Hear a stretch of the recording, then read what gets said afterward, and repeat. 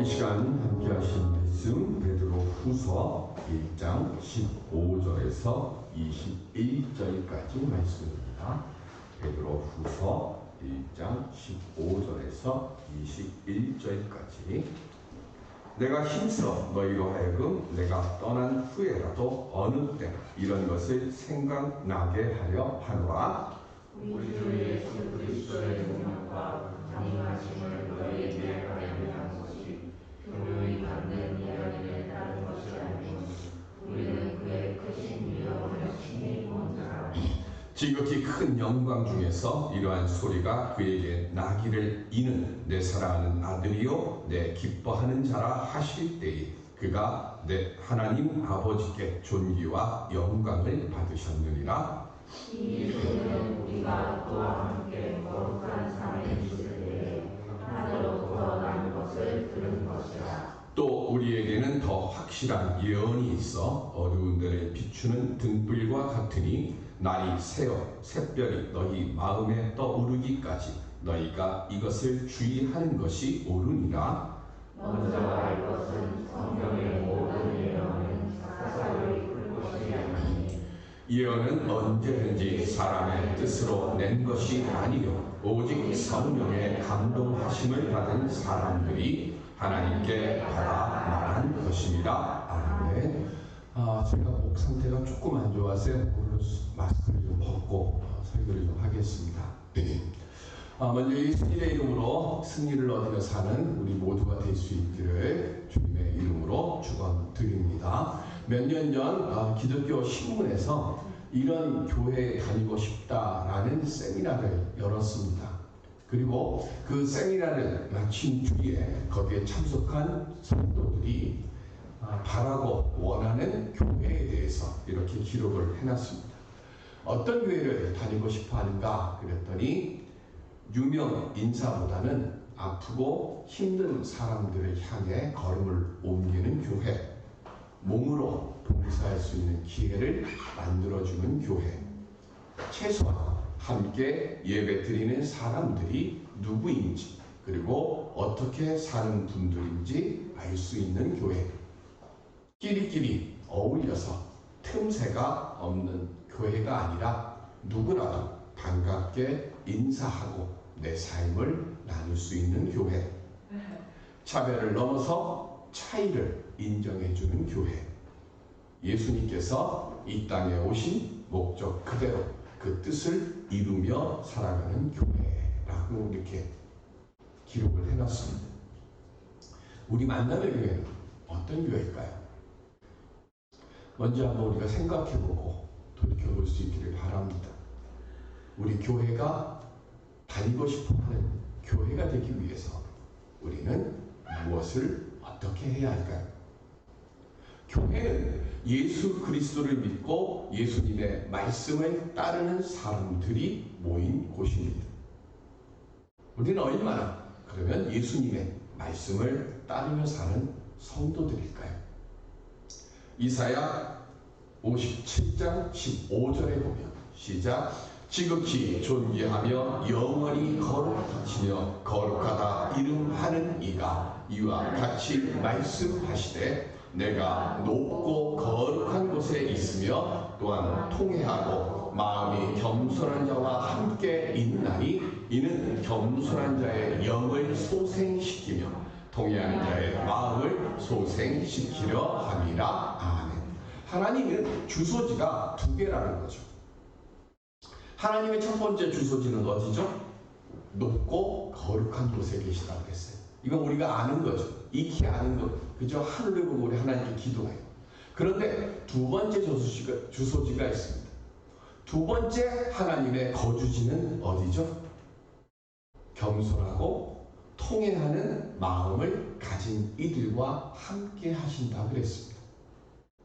깨어진 마음을 가지고 내 가슴을 치며 회개하는 심령을 하나님은 사랑하시고 그래서 하나님의 거주지는 그렇게 가슴을 치고 회개하며 통회하고 자복하는 깨어진 마음을 가진 사람 그 가슴 속에 하나님이 거하신다는 겁니다.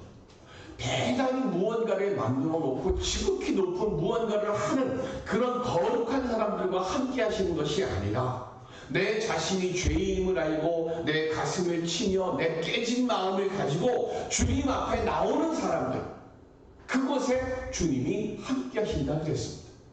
오늘 예배를 드리러 온 우리들이 바로 이렇게 겸손하고 깨어진 마음을 들고 주님 앞에 나오는 예배자가 되어지는 그 심령들이 먼저 되어지시기를 바랍니다. 그렇게 될 때에 주님이 우리 심령 속에 함께 하시고 우리의 심령들을 안고 나온 이곳에 주님이 함께 하심으로 하늘의 문이 열리고 하늘의 거룩한 은혜가 쏟아져 내려오는 주님을 만나고 돌아가는 거룩하고 복된 예배를 드리는 은혜의 교회로 되어질 줄로 믿습니다. 우리가 드리는 이 예배가 하늘을 움직이는 예배가 되고, 그리고 사람들, 심령들이 오고 싶어지는 교회를 만들어 갈 수 있는 깨어진 마음, 그리고 겸손한 마음으로 주님 앞에 서서 주님과 함께 동행하는 우리 모두가 될 수 있기를 주님의 이름으로 축원드립니다. 그럼 어떻게 하면 그렇게 깨지고 겸손한 마음을 가진 주의 자녀들로 우리들이 설 수 있을까요? 베드로 후서는 핍박과 박해가 갈수록 기승을 부리며 많은 성도들은 고난이 더해져가고, 그리고 그 틈을 타고 이단 세력들이 기승을 부리던 그때에 썼다 그랬습니다. 혹시 솔각공원 앞을 지나가면서 보신 게 있습니까? 저는 얼마 전에 봤는데요. 신천지 무슨 성경 공부한다고요? 그 홍보하는 그 높은 철제로 만들어 놓은 그 현수막 거는 곳이 있는데, 그곳에 신천지 한다고 하는 큰 현수막을 걸어놨더라고요. 돈만 나면 다 해주니까, 구청에. 그거를 버젓이 했어요. 처음에 코로나가 시작될 때만 해도 다 숨겼잖아요. 이제는 시간이 길어지면서 신천지에 대한 생각을 잃어버렸어요. 오늘 아침에 인터넷 보니까 전주에서 전철을 살해를 했어요. 그런데 말하는 것은 위장이혼을 했대. 실제로는 부부인데 무슨 일 때문에 위장이혼을 했는데, 이 부인이 신천지에 빠져가지고 아이들을 보여주지 않아서, 그래서 화가 나서 살해했다고 합니다. 신천지가 들어가면 패가망신하는 거예요. 모든 게 끊어져요. 우리 정신 차려야 돼요. 그럼 이단이 비등하는 그 속에서 우리 어떻게 해야 될까요? 고난과 유혹들을 어떻게 이겨갈까요? 베드로는 오늘 본문에 있을 때 이제 자신이 주님께로 돌아갈 때가 가까이 왔음을 알았어요. 그래서 지금 유언과 같은 말씀을 남기는데, 뭐라고 말씀하는가 하면 15절에 보면 12절에 볼까요? 우리 성경 펴놓으셨으면 우리 본문 아닌 곳으로 12절 1장 12절 그러므로 너희가 이것을 알고 이미 있는 진리에 서 있으나 내가 항상 너희에게 생각나게 하려 하노라 그랬어요. 뭐라고 그랬는가 하면 생각나게 하려 그랬어요. 생각하고 또 생각하라는 거예요. 복음의 진리를 반복하고 또 반복하라는 겁니다. 왜? 우리 암기 과목 공부할 때 그런 말 많이 하잖아요. 손으로 쓰고 눈으로 보고 입으로 읽으면서, 그래서 세 개를 동시에 하면 머릿속에 암기 과목이 오래 간다. 그렇게 하라고 하잖아요. 반복으로 계속해서 외우고 또 외우면 머릿속에 잔상이 오래 남는 거예요. 믿음도 똑같다는 겁니다. 예수 그리스도의 십자가 사랑과 부활 그리고 재림에 대해서 항상 생각하고 또 생각하라는 거예요. 그렇게 예수 그리스도의 은혜와 부활과 재림에 대해서 생각하다 보면 단순히 지식으로 아는 성경 말씀이 아니라 마음으로 내가 계속해서 되새기고 또 되새기다 보면 언젠가는 그것이 내게 큰 확신이 생겨난다는 거예요. 그렇게 마음에 각인되고 큰 확신이 설 때 우리 주님께서 원하시는 삶을 살아갈 수 있습니다. 그래서 시편 1편 2절에 이렇게 말씀합니다. 시작. 오직 여호와의 율법을 즐거워하여 그의 율법을 주야로 묵상하는도다. 아멘. 복 있는 자는 시작이죠. 복 있는 자가 해야 하는 일, 가장 첫 번째 일 중에 뭐냐면 하나님의 말씀을 주야로 묵상하는 자라는 거예요. 하나님의 말씀을 주야로 묵상하는 이 생활의 규칙을 가지고 있는 사람은 말씀을 묵상하고 손으로 쓰면서 그 말씀을 밤낮으로 묵상할 때 그 어떤 고난의 가뭄 속에서도 3절에 뭐라고 해요? 아무리 가물어도 잎사귀가 시들지 않는다 그랬잖아요. 시절을 따라 시절을 쫓아 열매를 맺지. 어떤 사람이요? 하나님의 말씀을 주야로 묵상하는 사람. 즉 하나님의 말씀을 내 가슴판에 새기는 사람들은 고난의 가뭄이 와요. 고난의 가뭄이 오지만 내 가슴판에 새겨져 있는 이 하나님의 말씀을 따라 가지고 있는 사람들은 시들지 않고 마르지 않는 은혜의 생수를 주님께서 주셔서 고난의 때에 오히려 생명의 열매를 거둘 수 있는 은혜를 경험하게 된다는 거예요. 오늘 우리들이 지금 베드로가 주신 이 말씀 틀어지지 않기 위해서 주의 말씀을 생각하고 또 생각하는 그 말씀, 그래서 그 말씀이 내 가슴판에 새겨지게 되면 고난을 이겨가는 첫 번째의 모습을 얻게 되는 겁니다. 그럼 두 번째는 뭘까요? 오늘 본문 17절에 보면 변화산 경험을 말합니다.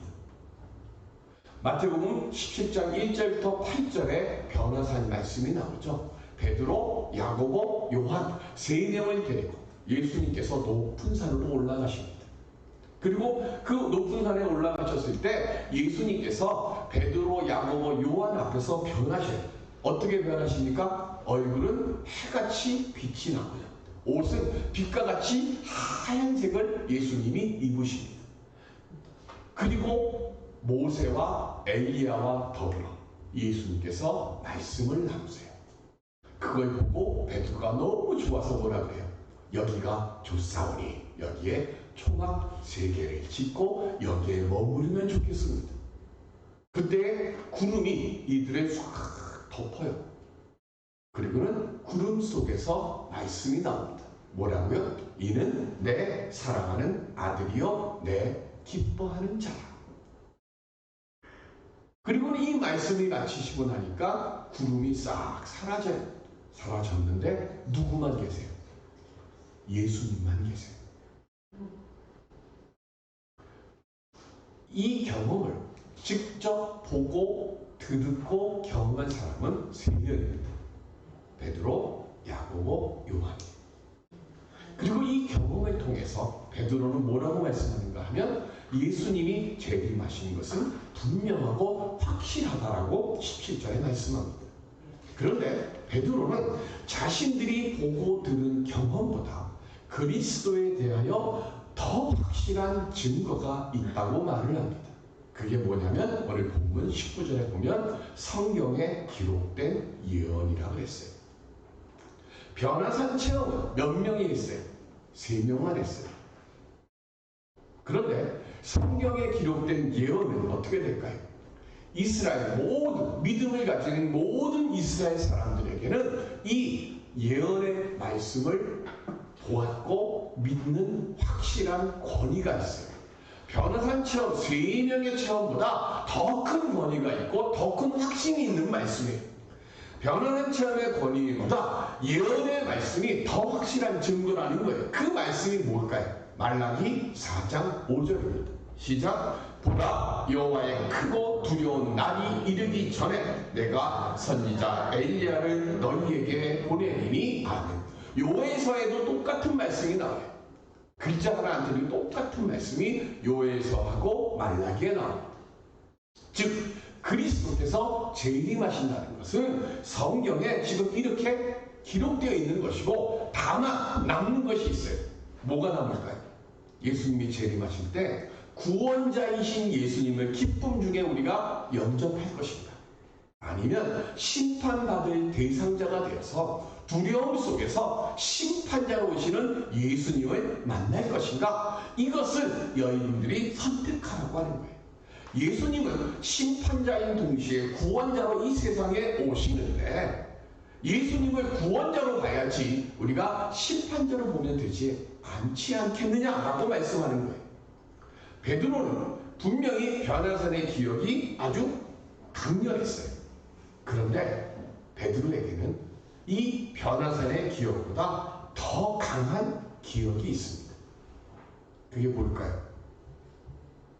예수님이 체포되실 때에 예수님만 두고 도망쳤어요. 대제사장 가야바의 뜰에 있을 때부터 시작해서 3번 동안 예수님을 모른다고 부정했어요.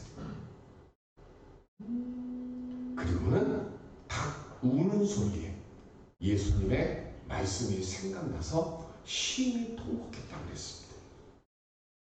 수많은 이적도 보았고요. 물 위에 서서 걸어본 경험도 했어요. 누구보다 예수님을 많이 모시고 다녔고 그리고 많은 가르침도 받았습니다. 그런데 그 수많은 경험들이요, 죽을지도 모른다고 하는 두려움이 타고 오니까 예수님을 배신하고 예수님을 배반했어요.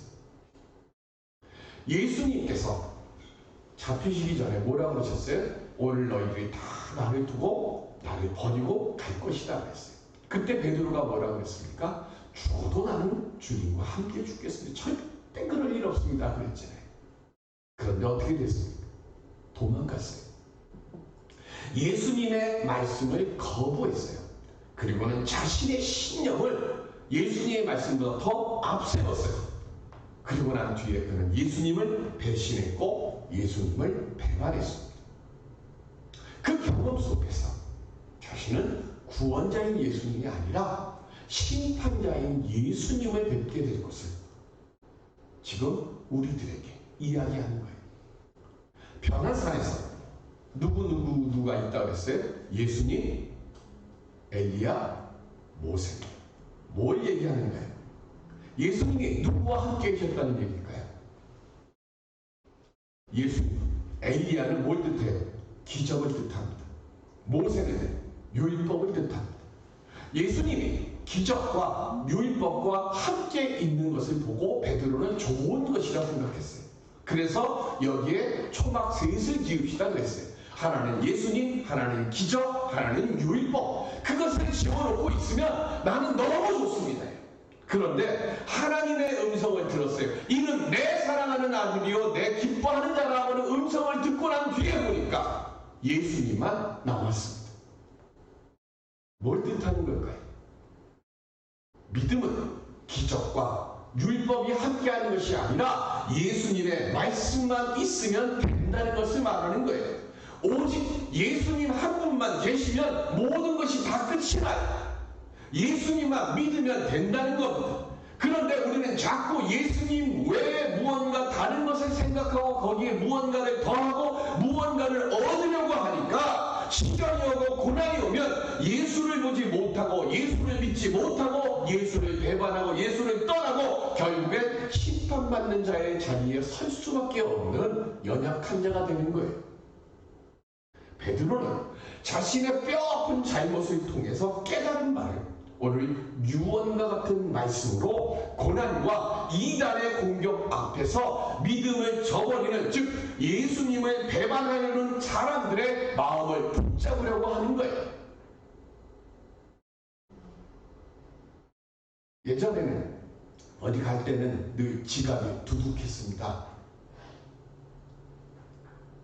그죠? 왜 지갑이 두둑해야 돼요? 명함도 다 집어넣어야 되고 그리고 현금도 잔뜩 넣어야 됩니다. 당연히 요새 지갑 갖고 다녀? 네. 젊은 친구들은 지갑 안 갖고 다녀요. 어떤 사람, 그래도 저도 약간 신식이라서 핸드폰에다가 카드를 꽂아놓고 가야 돼요. 근데 저도 9세대 지갑에 카드도 안 꽂아. 핸드폰에 카드를 핸드폰 안에 다 있잖아요. 저는 불안해갖고 핸드폰 안에다 카드를 못 집어넣어요. 그래서 그냥 혹시 잃어버리면 다 날아갈까봐. 아직은 저도 옛날 세대라. 근데 요즘 젊은이들은 핸드폰 하나만 가지고 다녀요. 그것만 가지고 있으면 편의점에 가서 뭘 하고 먹고 싶은 거 먹고 영화도 보고 뭐 전철 타고 택시 타고 다 해요. 핸드폰 하나만 있으면 돼요. 만능이잖아요. 예수님 한 분만으로 우리 왜 만족 못할까요? 왜 자꾸 지갑에 현금도 있어야 되고 명함도 넣어야 되고 우리는 왜 그럴까요? 오늘 주님이 우리에게 물으십니다. 나 하나 가지고 안 되겠냐고. 뭔가 자꾸 더 하려고 하지 마세요. 무언가 자꾸 더 하려고 하다 보면 잃어버리게 되고 보는 게 많아져요. 예수님은 우리에게 말씀하십니다. 너무 많은 거 보지 말고 나만 보라고. 이 세상이 누구 안에 있다고요? 이 세상이 예수 그리스도 안에 있다고 했잖아요. 고린도서 3장에 보면. 그리고 이 세상은 다 우리 거라고 그랬어요. 조건이 뭐예요? 우리가 예수 그리스도 안에 있을 때. 우리는 예수 그리스도 안에 있는 것만 생각해야 돼요. 내가 예수 그리스도만 바라보고 내가 예수 그리스도 안에만 있는 사람이 되게 해달라고 주께 기도해야 돼요. 내가 예수 그리스도 안에 있으면 돈도 건강도 질병도 문제도 예수 안에 있으면 예수가 아시고 예수가 해결해 주시고 예수가 풀어질 줄로 믿는 그 믿음으로 주님을 보는 오늘 우리들이 될 수 있기를 바랍니다. 너무 많은 걸 생각하니까 배반해요. 조금만 나의 마음에 뭐 안 드는 거 있으면 낙심하는 거잖아요. 주님 바라보면 주님이 필요할 때 해결해 주시겠지. 그 믿음으로 주 안에 설 때 주님이 만병통치 핸드폰을 우리 손에 쥐어 주실 줄로 믿습니다. 이 믿음의 은혜를 얻으려면 어떻게 될까요? 마태복음 5장 3절 시작. 심령이 가난한 자는 복이 있나니 천국이 그들의 것이니요. 아멘. 여기 가난하다라고 하는 말의 뜻은요, 두 가지가 있죠. 하나는 상대적 빈곤이 있어요. 빈곤선에 걸쳐 사는 사람들이 있어요. 우리들 맨날 얘기하잖아요. 우리 정말로 먹고 쓰는 것밖에 안 하는데 왜 이렇게 기본적으로 나가는 게 많냐. 요즘 특별히 더 그러죠. 기름값이 뭐 아침에 눈 뜨고 일어나면 뭐 퍽퍽퍽 올라가니까 차 굴러가는 것만 봐도 막 돈 떨어지는 것처럼 불안하잖아요. 걸쳐서 살아요. 근검 절약하고 아둥바둥 하면서 살지만 반등의 기회를 찾지 못하는 가난함이 있어요. 두 번째 가난함이 있죠. 절대적 빈곤입니다. 이건 뭐예요? 절대적이고 극단적으로 빈곤에 허덕이는 거지 같은 사람이에요.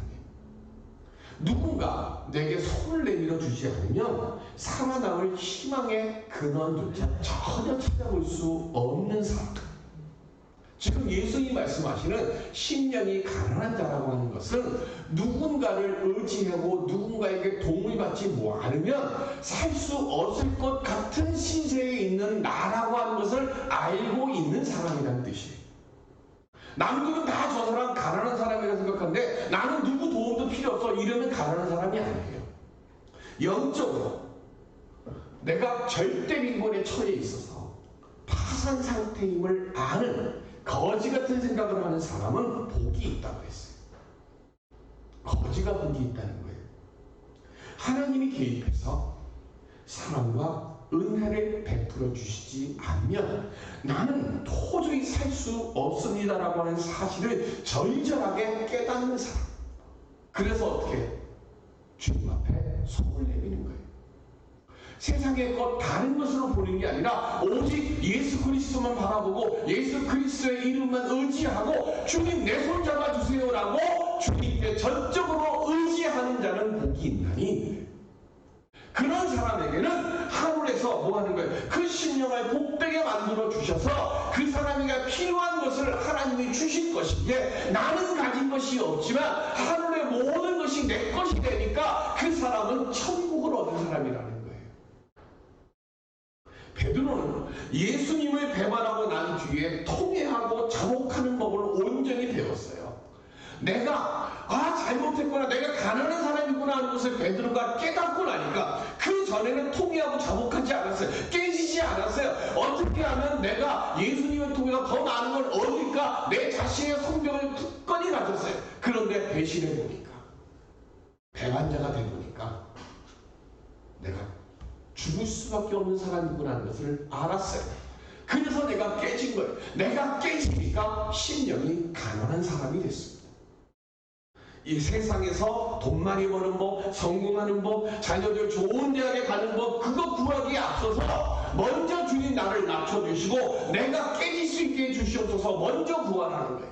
내가 주님 앞에 겸손해지면 주님이 내 마음속에 주님의 주소지를 이전시켜 주시는 거예요. 그러면 내가 그렇게 깨지고 겸손한 마음으로 있으면 하나님을 더 가까이 하게 되고 하나님 한 분만으로 만족하고 하나님 한 분만으로 기뻐하는 법을 사모하는 심령이 돼요. 그렇게 사모하는 심령이 되어지면 내가 세우고 내가 채우고 내가 높이기로 했던 그 모든 것들은 절대로 채워지고 높아질 수가 없는 것이구나 것을 깨닫게 되고, 그렇게 될 때 오직 주만이 하실 수 있고 오직 주만이 온전케 해주실 수 있습니다 고백하게 되고, 그때 주만 바라보고 주님이 주시는 은혜로 내 삶의 일들이 채워지게 되어지는 거예요. 말씀에 확신을 갖기 바랍니다. 그리고 흔들림 없이 주님만 바라보고 믿음의 길을 걸어갈 수 있는 우리 모두가 되시기를 바랍니다. 우리가 그렇게 주님 한 분만 바라보고 주님만 의지할 때, 그때 주님께서 반드시 우리들로 이 세상을 이겨가는 능력으로 임해 주시고 우리와 함께해 주실 줄로 믿습니다.